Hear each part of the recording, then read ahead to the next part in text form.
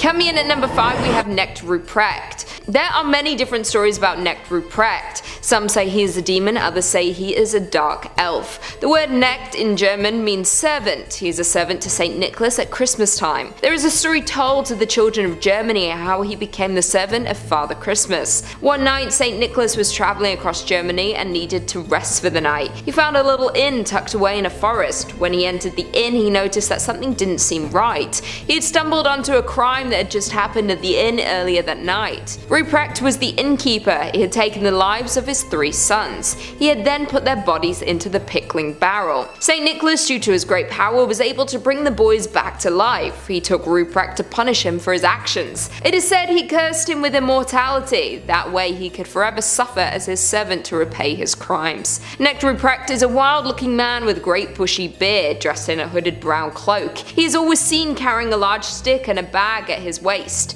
It is said he has bells attached to his cloak so you can hear him coming. Children in Germany are taught that Christkind brought gifts on Christmas Eve, while St. Nicholas brings treats on December 5th. Then there is Knecht Ruprecht. He is a warning to children. If you are not appreciative of your gifts, if you are nasty to others, he will come and take you away. He would come to your door at the side of St. Nicholas. He did all of his heavy lifting. He would make sure that you knew your prayers. If you had a bad year, you would either receive a lump of coal or be stuffed into his bag and carried away. Some today even have stories of being taken away from their family, being made to do strenuous tasks like cutting firewood, then being returned as a warning to change their ways before it's too late. Coming in at number 4 we have Grilla. Grilla is an ogress from the mountains of Iceland. During the majority she watches over from the mountains, only appearing around Christmas time. She is similar to Knecht Ruprecht, helping to deal with naughty children. She is crueler though. Not only does she take naughty people, but she cooks them into a stew. Grilla does not work alone, she has a lot of helpers. She has 13 sons known as the Yule Lads. They are not as cruel as their mother. During the Christmas season they will play pranks on people, while also watching over their mother. She also has a giant pet cat named the Yule Cat. If you're naughty or nice, that does not matter to the Yule Cat. You can be an adult or a child, the Yule Cat will eat anyone they come across. The only thing that the cat does not eat is people who have received new clothes for Christmas. So f***ing weird. She is married to her 3rd husband, Lepaluo. He lives in the Dimmuborgia Lave Fields. This is known as one of the most supernatural locations in the world. There are many tales to scare anyone from attempting to visit. It is reportedly the site where Satan himself fell to earth. Grilla is feared throughout Iceland. She is a warning to all children to behave or you will be on her list. Once you're on her list, there is nothing you or your parents can do to stop her from coming to take you away. Coming in at number 3 we have Bertha. Bertha, also known as the Frau Perchte, is a Christmas time witch from southern Germany and Austria. Her appearance is that of an old crone. She has a beaked nose made of iron. She wears rags and carries a crane. She hides a large knife under her rags. Bertha is known for her obsession with domestic neatness. She is obsessed with people keeping a clean home. Legend has it that you have to have your home in order by January 6th. By this time you should have made sure your home has been cleaned for Christmas. This goes back to an old tradition when women were not only homemakers but were expected to make the clothing for their family. On this day is when you would start to create the clothing after the holidays. Bertha's job was to punish these lazy women who hadn't started their weaving. In more modern tellings of Bertha, she looks for domestic distress. A messy home will attract her vengeance.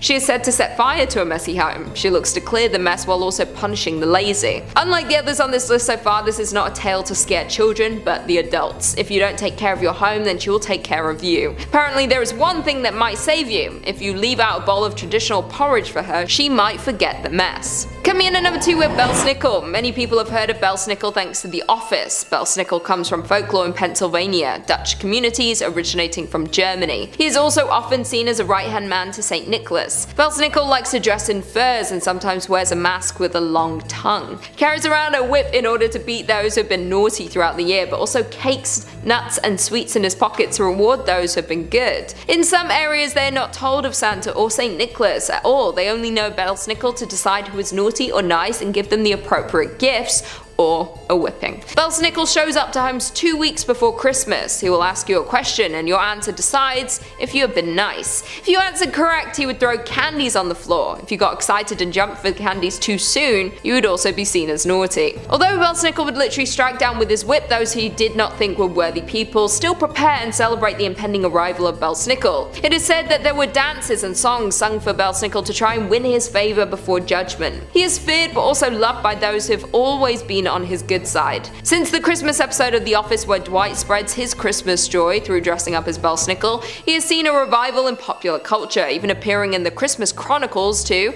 as the dark elf who turned on Santa and is looking for revenge for not feeling a part of the Christmas family anymore. Belsnickel is always depicted as an angry and violent version of St. Nicholas. He is fascinating to read about, but I don't think I want a visit from him anytime soon. And finally, in at number 1 we have Krampus. Of course, in at number 1 is Krampus. Krampus is by far the most dangerous and terrifying on this list. He is not a dark elf or a witch looking for revenge, but a demon. Some even say he is the brother of Satan. Some say that Krampus folklore even predates that of St. Nicholas. He was then incorporated into Christian winter celebrations, being paired with St. Nicholas, who of course is the good side to the bad depiction. Krampus resembles the devil with large horns and red skin. He has sharp, dangerous teeth with dark, sunken eyes. He has a large tongue that he also keeps hidden, as well as hoofed feet. Sometimes he will choose to wear a hooded cape to hide his face. The cape resembles that of Satan, so he can trick people into thinking he is him. Overall, he appears to be a half-goat, half-demon nightmare, so he's extremely terrifying. Unlike the others on this list, he has direct ties to the underworld and is able to haul those he sees as naughty down there as punishment. Austria banned all mentions and celebrations of Krampus in 1932,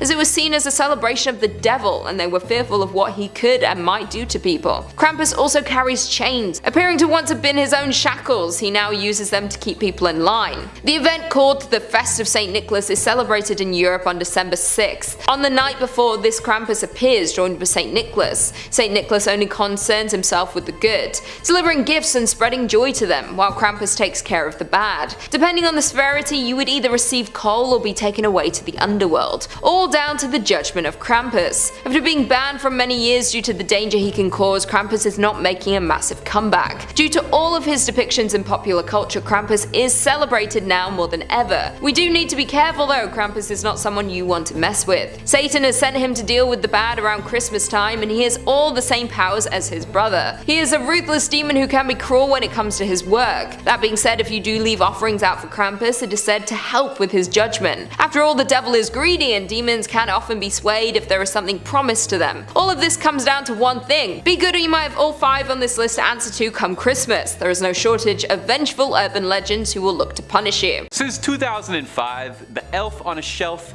has been a popular children's Christmas tradition inspired by the children's book, where parents will welcome a little elf doll into their home that's supposed to keep an eye on things and report back to Santa. I mean, it sounds cute, but it also sounds pretty creepy, doesn't it? Inviting a little spy into your home. Number 5. CIA psyop. One of the most nefarious urban legends about the elf on the shelf is that it is secretly tied to something much bigger than Santa Claus and the North Pole. The idea of the elf on the shelf is that you put it in your home, and every night the little guy zoops back to the North Pole and he tells Santa Claus about all your little one's behavior. Makes sense, right? Santa sees you while you're sleeping, but I guess that's not quite enough and he needs little helpers. So the elves are there to act as extra eyes and ears on the ground for Santa, who's a busy guy, I guess. They're called scout elves for this reason. Now, there has been some pushback from parents who argue that the elf on the shelf is conditioning young minds into blindly accepting surveillance at all times. Professor Laura Pinto of the University of Toronto, shout out, suggested this, saying that it communicates to developing minds that it's okay to be spied on at all times if it's for the greater good.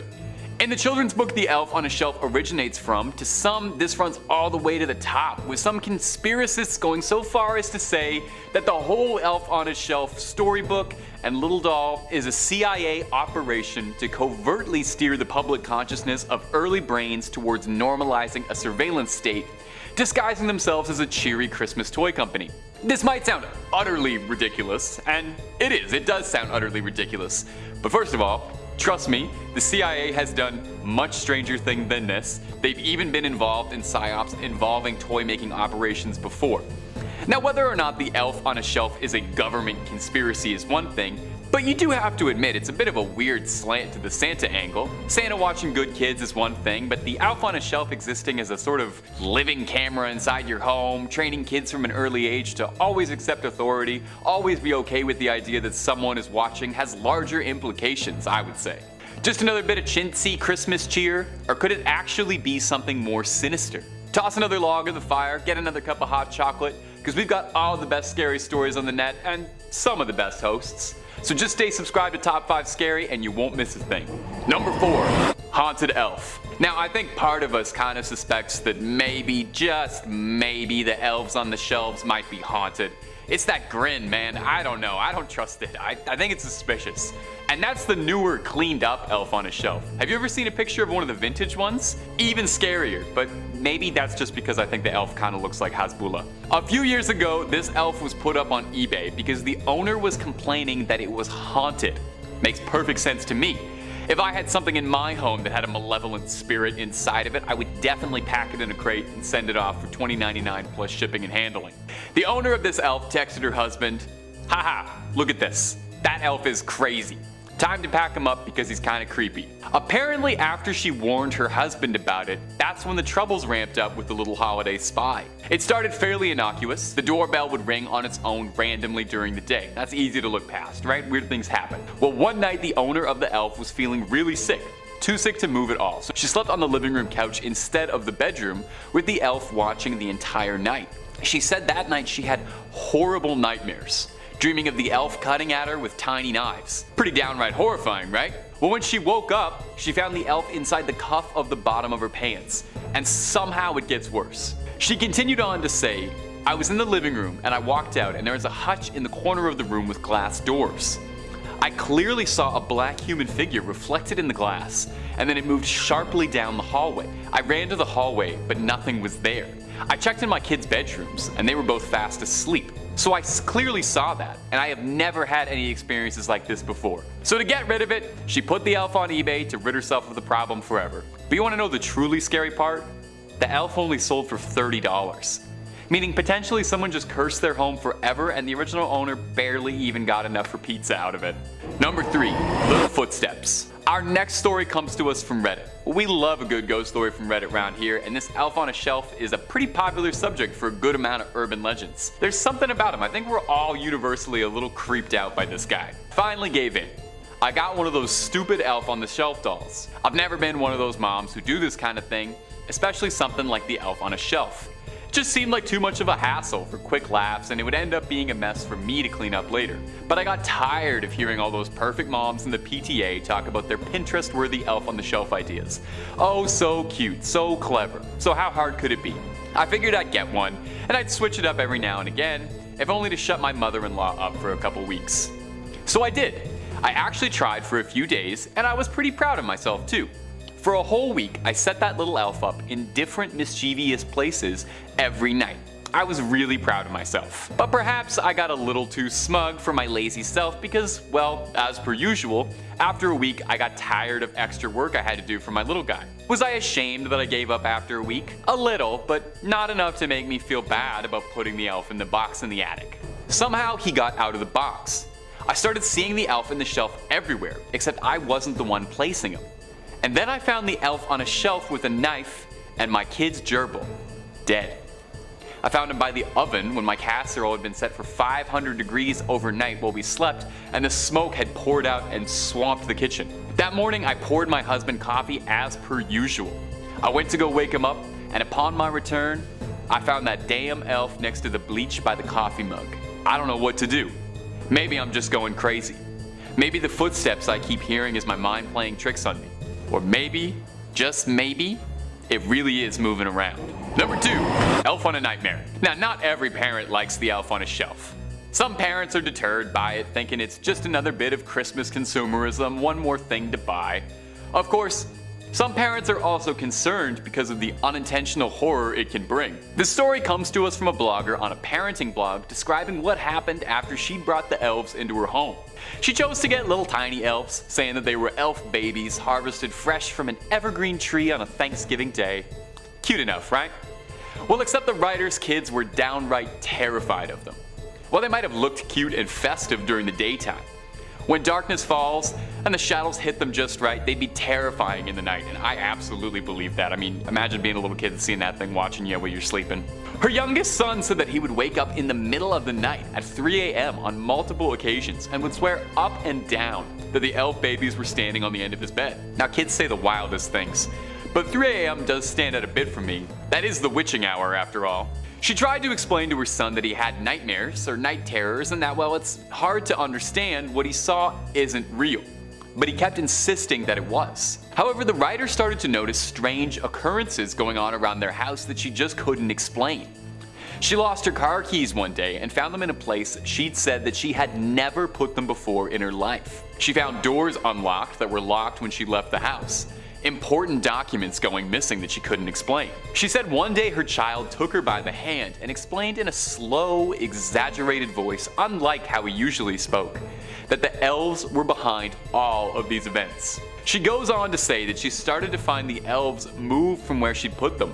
She asked her son if he'd moved them at all, and he panicked, saying he hadn't. The writer notes she was starting to worry that maybe her son was using the elves to play a trick on her, or that these elves truly did have some sinister power. Her son broke down in tears and begged her to lock him up. She did, and the next morning, the elves were in the bathroom sink instead of locked away in the filing cabinet she put them in the night before. So she decided to mail them away, far away to people in different states. What worries her is that one of them made it to the destination, but the Postal Service lost the second one, meaning wherever it was, it could still be out there, going to who knows where. So just be careful when you're ordering an elf on the shelf. And number 1, the elf came back. Our final story also comes to us from Reddit. The story begins with a Redditor talking about how he wanted to get an elf on the shelf with his girlfriend Stephanie for the holidays, as they'd been seeing each other for a while and he wanted to get festive for the season. He saw a boy carrying an elf in the shelf in a mason jar while at a restaurant, and apparently it was cute enough to inspire him to get his own. His girlfriend giggled when she saw it at the apartment, and it was sitting on the counter next to a fresh cup of coffee. The couple was having fun finding creative ways to set it up around the apartment, finding fun new ways to surprise each other. Together they named it Bonnie. One day, his girlfriend had come home and discovered that Bonnie was holding a piece of paper telling her to turn around. And when she did, the poster was there holding a wedding ring. She started crying and jumped on him, but unfortunately, the holiday cheer wouldn't last. After their proposal, their relationship started to suffer. She started to become more controlling, wouldn't let him see his friends, wouldn't let him talk to other women, wouldn't even let him call his mom. She started to judge his appearance and personality more. Eventually, the couple couldn't take it anymore, and the two split up and she moved out. The two had a violent argument and he was struck with a coffee mug. The next morning, he woke up and she had packed up everything and left, but had left Bonnie the elf. Later, her mother would contact him. He noted that he never liked her mother. She was involved in strange things like witchcraft. But she did say she was sorry to hear about the split and was surprised to hear about it and that Stephanie had told her everything. A couple months pass and the OP notices Bonnie the elf moving around the apartment in different places. On a shelf, a couch, a fridge.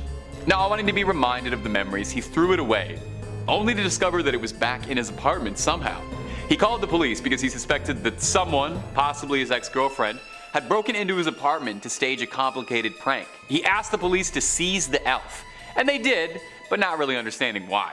Weeks passed, and the OP had invited a new girl over for a date. She picked up Bonnie the elf and almost immediately began to bleed from her nose.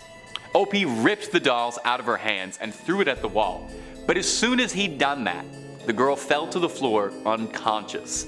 He noticed that Bonnie the elf didn't look the same, and that Bonnie now looked like Stephanie, his ex-girlfriend. Number 5 on this list is summoning him. Krampus, being the half-goat, half-demon creature that he is, wouldn't really be the type of character that you'd want showing up to your Christmas party unexpectedly. That being said though, it hasn't stopped some people from actually trying to summon him. There are a few variations on how to do this, but none are particularly proven. The whole idea of summoning Krampus in the first place got a big boost in popularity after the horror comedy movie entitled Krampus was released in 2015. Now, the inciting incident in that movie is when one of the main characters, a boy named Max, rips up his letter to Santa Claus as he loses his festive spirit, and then Krampus shows up to haunt the family shortly after that. This kinda got people wondering if there was any validity to this summoning technique and if they could rip up their letter to Santa Claus to summon Krampus themselves. Well, I am here to tell you that summoning Krampus isn't quite as simple as Hollywood portrayed it to be. In fact, even though there are several potential methods circulating around the internet, there isn't one confirmed method yet. Some have said that to summon him, you need to take the blood of a goat and use it in a satanic ritual where you then vandalize Christmas paraphernalia. Others have tried to completely destroy any signs of Christmas and have the worst Christmas spirit ever, basically be a Grinch. Neither of these have worked and don't seem to have any legitimacy to them though. In actuality, actuality, it seems like the only way to get Krampus to show up to your doorstep is if you've been bad all year long. And even if you have done this, there's no guarantee that he's actually going to come. It's probably a good thing that there's no confirmed method to summoning him though, because willingly bringing this guy around probably isn't the best idea. Number 4 on this list is his torture lair. Krampus is inherently evil and will beat who've been bad all year round. He's truly the antithesis to Santa Claus, who will reward good behavior with presents. The beatings that Krampus doles out can be rather brutal. Legend says that he'll carry around a bundle of sticks, and that's his weapon of choice for delivering these beatings. However, there are also some stories of Krampus being far more brutal than just the sticks. That getting hit with this bundle of sticks is actually the good side of Krampus, and for those who've been really bad, you'll get far worse. The authentic legend says that on December 5th and 6th in Austria, Krampus will go around with St. Nicholas and beat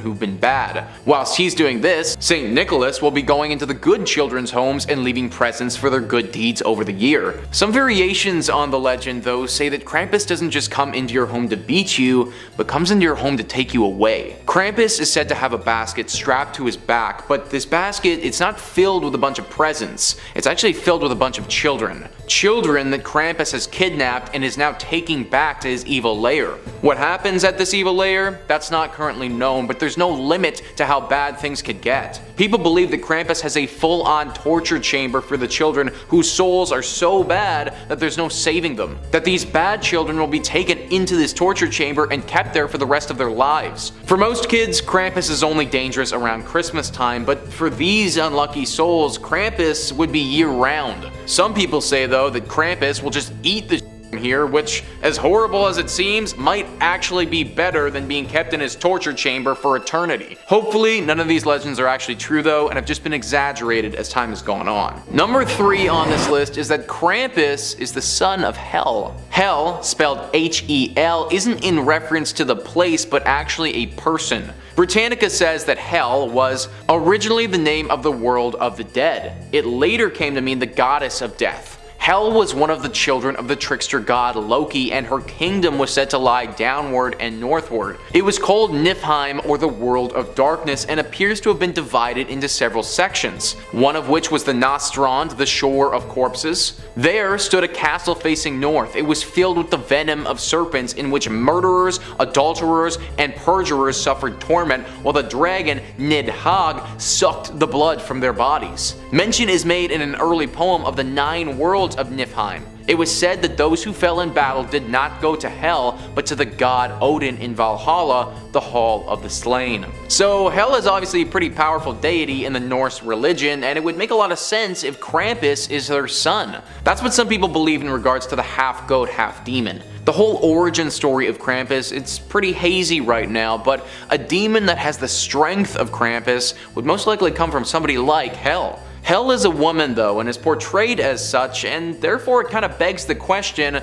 why would Krampus take the appearance of a goat-like creature? There's also no mention to the father of Krampus, or if he even has one. If this was the case and Krampus was the son to Hel, then potentially when he kidnaps the bad children, he's actually taking them to his mother's evil domain to live out the rest of their days there. It's not really been confirmed, so honestly guys, comment down below if you think this is possible, and if not, then what do you think Krampus's real origin story is? Number 2 on this list is the Catholic conspiracy. The legend of Krampus is said to have started in Austria many hundreds and hundreds of years ago. When it was starting, Christianity was growing very quickly and was gaining a lot of power around the world. The legend came out and obviously sort of goes against what the Bible says about Christmas time. After all, Christmas time is a time to worship Christ, not fear Krampus. Therefore, at the beginning of the legend of Krampus, the Catholic Church actually banned any mention of him and tried to snuff it out as soon as possible. Now on the surface, this looks as if the church is totally against the legend of Krampus, but some conspiracy theories have surfaced about how they may have actually started the whole thing to begin with. Krampus is believed to go after bad children who don't believe in Christmas. His punishments are brutal and can even be fatal. The best defense against Krampus is to fully buy into Christmas and be as good as possible all year long. Well, back then, fully buying into Christmas meant fully buying into the Catholic Church. The only way to stay safe from Krampus would be to go to church and be a good law-abiding citizen, and then all would be well. So when you think about it like that, it actually makes a lot of sense that this legend would have benefited the church's narrative. But if that's the case, well, why did they try to ban it? Well, the best way to make the public scared of something is if you yourself are scared of it as well. By completely banning the legend of Krampus, it actually gives the legend more power and more strength than if they just acknowledged it and then ignored it. This would have created the narrative that the church is actually scared of Krampus and therefore you or I should also be. It may be a little bit of a stretch, but I wouldn't be surprised if somebody tried to create this legend to use it for personal gain, and the church, they may have just been the ones to do that. Number 1 on this list is his minions. One of the most known characteristics of Santa Claus are the joyous little elves that help him at the North Pole year round. These little creatures are fun and festive helpers that make all the presents and run the whole Santa Claus operation. Considering Krampus is the antithesis of Santa Claus, some people have speculated that Krampus has these helpers as well, except they aren't kind-loving elves. In a recent video, I spoke about the Yule Lads. The Yule Lads are 13 tiny gnome-like creatures that live with Gryla, a horrible ogre-like witch who eats around Christmas time. Now, it's very possible that Krampus also has some Yule Lads of his own, or something very similar working for him. Some people even believe that instead of going to the torture chamber forever, the children that Krampus has taken, they're forced to work at his lair for the rest of their lives. That their bodies change into these demon-like helpers that must worship Krampus at all times and do his bidding. What isn't really talked about too much though is what these former humans would actually be working on. Santa Claus has presents that need to be made all year long, but Krampus doesn't give out any presents, he just gives out beatings. Potentially, Krampus has some other work that needs to be done in the underworld that we don't know about, considering he would be a pretty high-ranking demon. Either way, it's very likely that he doesn't live alone and probably has a bunch of demon helpers, potentially the people he's kidnapped, working for him year-round. Number 5 on this list is hitting the elf. As far as the story with the elf on the shelf goes, if a child is to touch the elf on a shelf, then all of its magical abilities will leave, and the only way you can bring it back is to sprinkle cinnamon around it and leave it overnight. If you do that, then its magical abilities will return, and it will continue reporting to Santa Claus. However, there's a legend that if instead of touching the elf, you hit it or abuse it in some way, rather than lose its magical ability, you turn the elf into a force of evil. Similar to the legend of Krampus where he will punish you for being bad, this elf will do something similar if you abuse it and it labels you as a bad kid. Now that you're labeled as an especially bad kid and have harmed the elf, it will turn from a nice elf into an evil elf meant to make you pay for your actions. If you do this, then you can expect the elf to awaken in the night, except instead of reporting back to Santa Claus, it will enter your room and beat you the same way that you beat it. This will be an extended torture session from this now demonic elf whose only mission is to make you feel the pain that it felt. This process will occur every night right up until Christmas time, when the elf will finally go away. However, that might mean that you could be getting tortured every evening by a demonic elf for weeks. Apparently, even if you try to kill this elf or send it away during the daytime when it should once again sit on your shelf, it will still come and find you in the night and be even angrier than it was before. Nobody knows how you can combat this thing if this ever was to happen to you. So the legend just further enforces that you shouldn't touch the elf on the shelf, and if you do, then make sure you don't intentionally harm it in any way. Number 4 on this list is the tiny camera. The whole elf on a shelf thing has really taken off in the last few years, with millions of tiny little elves being sold. It has also become one of the biggest trends come Christmas time and synonymous with the holiday itself. The whole nature of the elf on a shelf is to watch you in your home and make sure that you're good. We suspend our disbelief a little bit and believe that this little tiny elf doll comes to life and then reports that back to Santa. In one family's elf on a shelf though, this info wasn't going back to Santa Claus at all. In 2011, a family had an elf on the shelf for about 3 weeks before they noticed this wasn't just an innocent doll. Inside the elf was a tiny camera that was sending video to a feed. The camera was dead when they found it, but they have no idea how long it would have been running and recording them. This sparked a theory that the elf on a shelf is a method for big corporations to get inside our homes and learn more information about us. People have even gone further with this and theorized that it may be the government who's behind this and wants to have an extra eye on what's going on in the typical domestic lifestyle. It's also possible that in that one instance with the family,